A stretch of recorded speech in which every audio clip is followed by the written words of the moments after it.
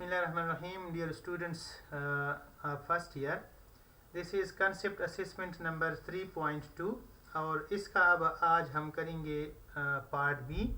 इसमें जो क्वेश्चन है वो ये है कि draw the dot and cross structure of the या diagrams of the H2S and PH3। तो इसका सोल्यूशन या आंसर लिखते हुए आपने नंबर 1 ये लिखना है कि वैलेंस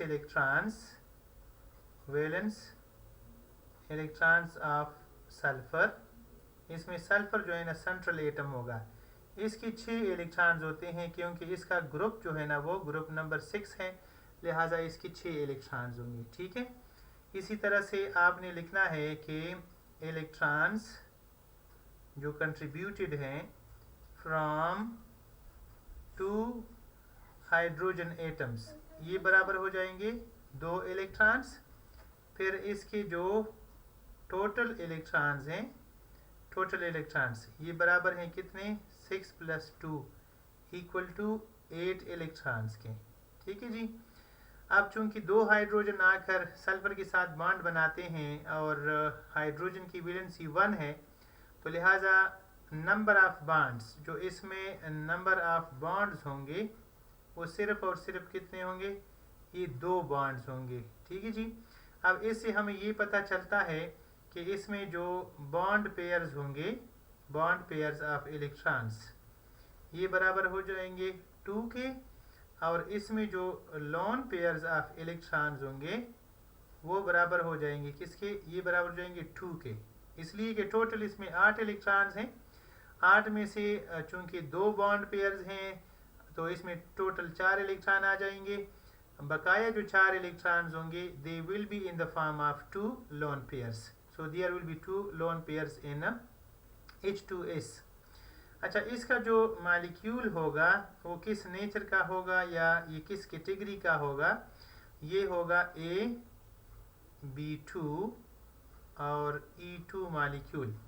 मतलब ये है कि A के साथ एटम जो सेंट्रल एटम है इसके साथ 2 एटम्स मसलन किसी हाइड्रोजन की अटैच्ड हैं और 2 इसमें लोन पेयर्स हैं।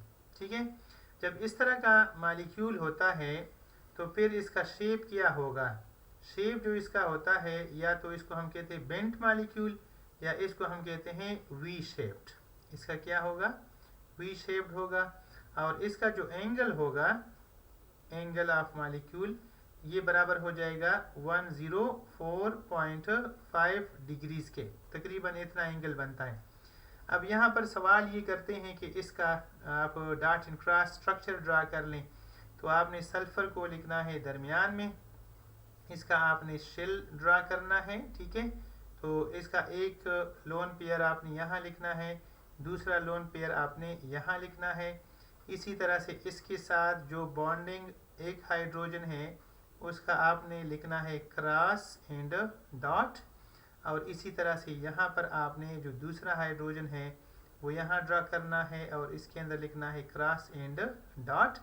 इसका मतलब है कि ये होगा इसका डॉट एंड क्रॉस स्ट्रक्चर। ठीक है dear students, the same procedure will be followed for the next molecule.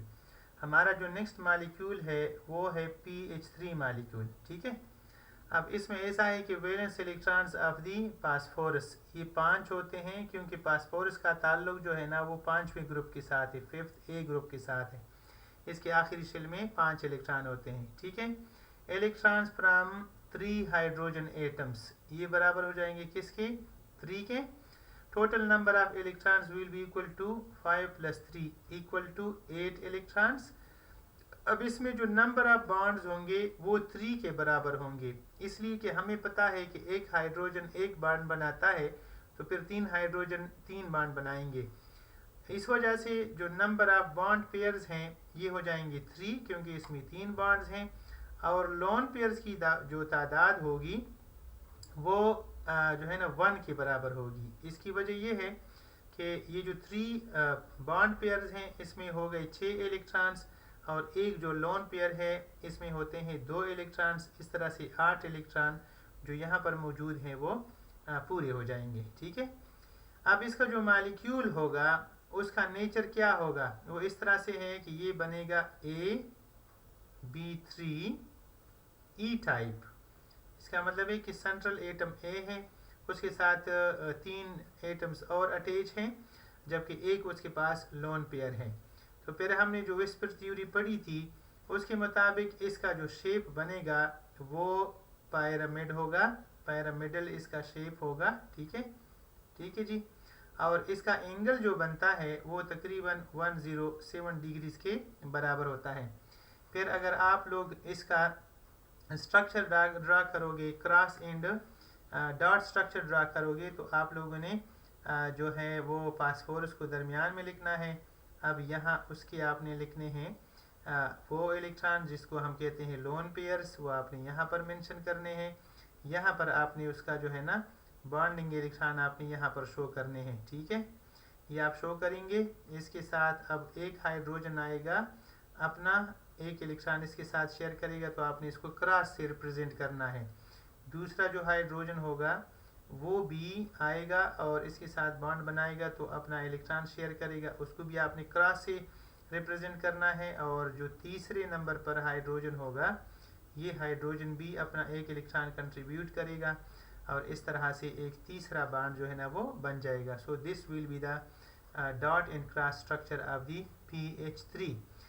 इसी तरह से अगर मिसाल के तौर पर ये PCl3 हो जाए, ये स्ट्रक्चर उसका भी होगा।